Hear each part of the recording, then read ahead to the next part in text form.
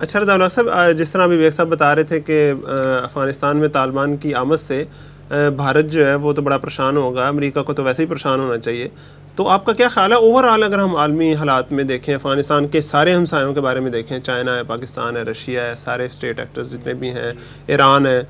تو ان سب میں آپ ذرا روشنی ڈالیں کہ کون خوش ہوگا اور کون جو ہے وہ اس سے خطرہ محسوس کرے گا؟ جی ڈاکٹر صاحب، آپ نے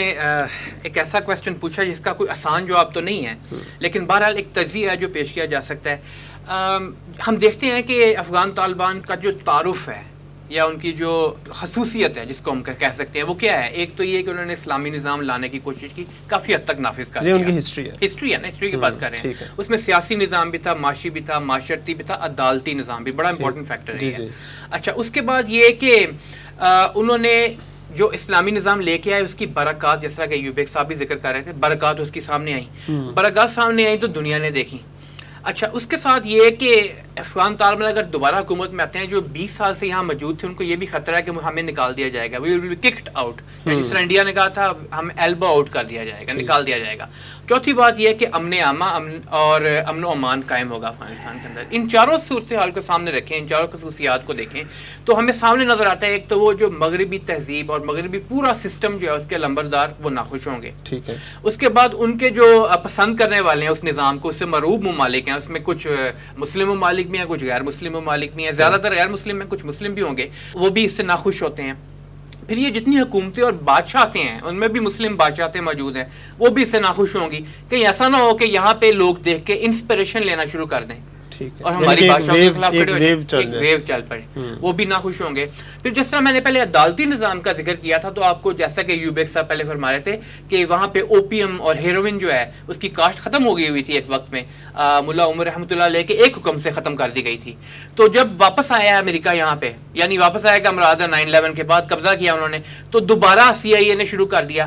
تھرڈ بگیسٹ بلیک مارکیٹ کے اندر یہ سب سے دنیا کا بڑا بزنس ہے، ڈرگ بزنس جو دنیا کا ہے۔ اور پھر اسمگلرز ہوتے ہیں، وہ سب بھی اس سے ناخوش ہیں کہ یہاں افغان طالبان آ گئے تو بہت بڑا ایک مالیاتی طریقہ جو ہے ان کا پیسے کمانے کا، اور جو کہ بلیک ہے، جس کو دکھانے کی ضرورت نہیں پڑتی امریکہ کو کسی کو، اور کوئی فیٹف پوچھتا بھی نہیں امریکہ سے کہ یہ کہاں سے آیا کہاں سے نہیں آیا۔ اچھا جی، کوئی بھی نہیں پوچھتا کیونکہ بلیک طریقہ کار ہے نا ایک تو، لیکن یہ چلتا ہے۔ CIA کا بہت بڑا جو ایک ذریعہ آمدنی کا اور امریکہ کا وہ یہ ہے۔ پھر یہ ہے کہ ہمارا اپنا بھی کچھ، ہمارے سے مراد مسلمانوں کا، پاکستان میں بھی اور دوسرے بھی، سیکولر لبرل طبقہ، جس میں کچھ کالم نگار، کچھ اوپینین میکرز، کچھ ایسے لوگ بھی جن کو بڑی چھوٹی عمر میں نوبل پرائز مل جاتا ہے اور مشہور ہو جاتے ہیں، وہ بھی اس چیز کے بارے میں بہت زیادہ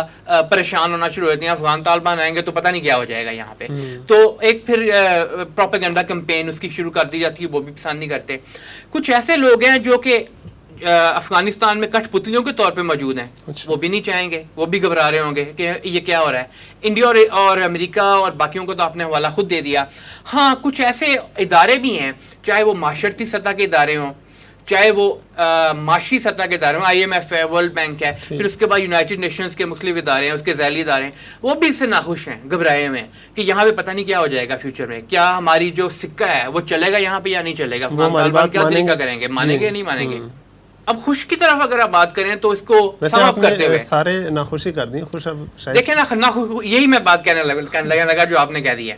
اب ناخوش والوں کی لسٹ دیکھیں تو خوش کون ہوگا؟ یا تو افغان طالبان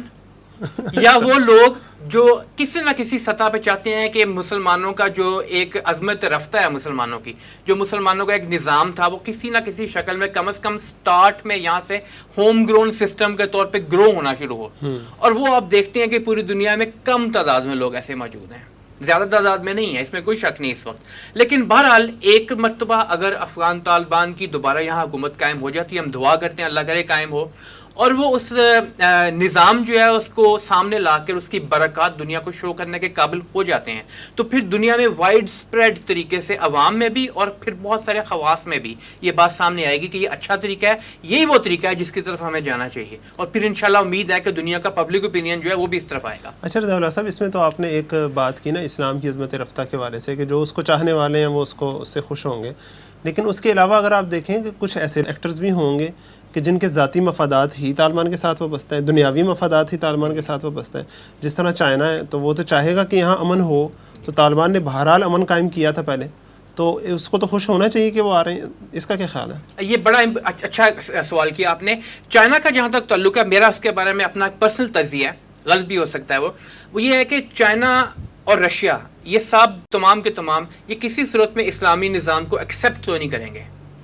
کیونکہ ان کی اپنی بھی جو فیوچر کی پلاننگ ہے اس کے راستے میں رکاوٹ بن سکتا ہے ان دا لانگ ٹرم اسلامی نظام. لیکن چائنا کی جو ایک اس میں آپ نے خصوصیت چائنا کی اگر دیکھیں تو اس میں یہ ہوتا ہے کہ وہ تحمل مزاج بہت ہے چائنا ایز اے نیشن، اور ان کی لیڈرشپ میں بھی نظر آتی ہے. تو جیسا کہ یہ مشہور واقعہ ہے کہ چائنا کے وزیر اعظم سے کسی نے پوچھا کہ تائیوان کے بارے میں آپ کتنی دیر انتظار کر سکتے ہیں، انہوں نے کہا ہم 100 سال بھی کر سکتے ہیں، we can wait for 100 years. تحمل مزاج قوم ہے. لیکن ساتھ ساتھ یہ کہ وہ یہ بھی سمجھتے ہیں کہ اگر اس وقت ہم نے افغان طالبان کو اپنا اینیمی بنا لیا تو وہ پلٹ کر ہماری طرف نہ کہیں حملہ کرنا شروع کر دیں. تو ابھی وہ یہی فیل کر رہے ہیں کہ it is in the best interest of China at the moment کہ افغان طالبان چاہے اسلامی نظام کی طرف بھی پیش قدمی کر رہے ہوں تو ان کو کرنے دیا جائے، کم از کم علاقے میں امن و امان قائم ہو جائے گا. اور اس کی وجہ سے چائنا کے لیے سب سے امپورٹنٹ ایشو سی پیک ہوتا ہے ان کا، BRI اور سی پیک، اکنامک ڈیولپمنٹ، امریکہ چلا جائے یہاں سے، انڈیا کا ٹیل ہو جائے، یہ ساری چیزیں حل ہو جائیں گی اس سے. اور چائنا کو افغان طالبان کے ساتھ کچھ معاہدے بھی ہو چکے ہوئے ہیں کچھ ذرائع کے مطابق، جو کہ وہاں پہ مائننگ اور اس طرح کی چیزوں کے کافی عرصے سے چل رہے ہیں وہ. بہرحال چائنا جو ہے وہ فیوچر کی اسٹریٹجی کو دیکھ کے ایک ڈیسیژن لے رہا ہوتا ہے. افغان طالبان بھی یہ سمجھتے ہیں کہ اس وقت ہمارے لیے کون سی چیز بہتر ہے، ایسا نہ ہو کہ اس سے افغان کاز کو نقصان پہنچے. افغان کاز کو نقصان نہ پہنچے لیکن وقتی طور پہ اگر اس کو قبول بھی کرنا پڑے تو وہ قبول کرنے کے لیے تیار ہیں. اور اسی طرح ڈاکٹر صاحب اگر ہم رشیا کا دیکھیں تو ایک وقت تھا یہ 70s اور 80s میں 89 تک جب سوویت یونین، رشیا نہیں، جو سوویت یونین تھا، کمیونسٹ سوویت یونین، اس کا افغان طالبان انہوں نے یہاں حملہ کیا، قبضہ کرنے کی کوشش کی، مجاہدین نے اس کے خلاف جہاد کیا اور پھر یہ ہے کہ الٹیمیٹلی آزاد کروا لیا. اور سوویت یونین اس کی وجہ سے شکست و ریخ کا شکار ہو گیا. وہاں سے رشیا نکلا. رشیا جو ہے وہ بیسیکلی ایک آرتھوڈاکس کرسچن ملک ہے. اچھا. اور ان کی جو سوچ ہے، پیراڈائم ہے، کافی زیادہ چینج ہو چکا ہوا ہے. تو ان کا ڈائریکٹلی کلیش اس طرح سے نہیں. آپ نے دیکھا ہوگا افغان طالبان نے ماسکو جا کے نیگوسیشنز میں بھی حصہ لیا، کیونکہ وہ سمجھتے ہیں کہ یہ وہ سوویت یونین نہیں ہے جو کمیونسٹ سوویت یونین ہوا کرتا تھا، یہ اب آرتھوڈاکس کرسچن رشیا ہے. تو اس لیے ان کا اس کے بارے میں خیال مختلف ہوتا ہے.